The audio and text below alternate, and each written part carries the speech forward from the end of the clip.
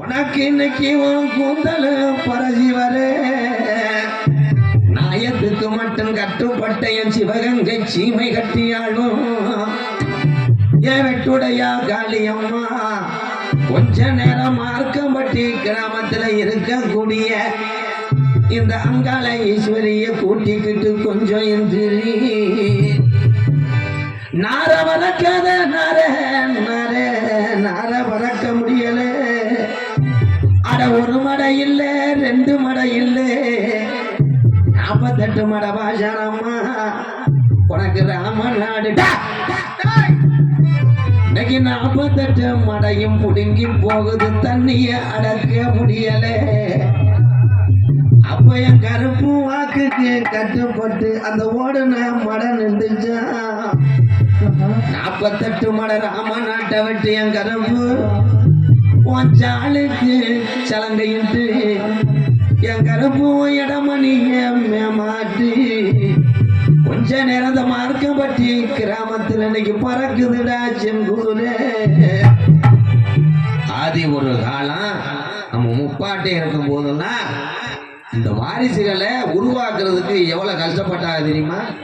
இன்னைக்கு நம்ம எல்லாம் சோறு எல்லாம் குடிச்சிட்டு சந்தோஷமா இருக்குன்னு நினைக்கிறீங்க. அப்ப எப்படி இதே மார்க்கமெட்டில் வாழ்ந்தாங்கன்னா குடிக்க ஊரலில்லே அதிகால பாட்டை மூட்டைங்களுக்கு கும்பிட சாமி இல்லை வரப்பனா வெறங்கோடி ஏற்றினா பங்காளி எல்லாம் பகையா தாண்டா போற இங்க இருக்கும் பெரிய மனுஷனெல்லாம் எங்க ஆயுசுக்குள்ள நாங்க கண்ணாலக பார்க்கணும்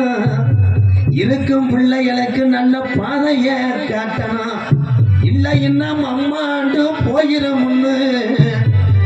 மார்க்கம்பட்டியில 12 வருஷம் பாராமலை இல்லை பஞ்சம் போகுது. நம்ம கிளவி சொல்லி அழுதுச்சான் நான் எப்படி மக்க வளர்க்க போறேன் நான் எப்படி இந்த பிள்ளைகளை வளர்க்க போறேன்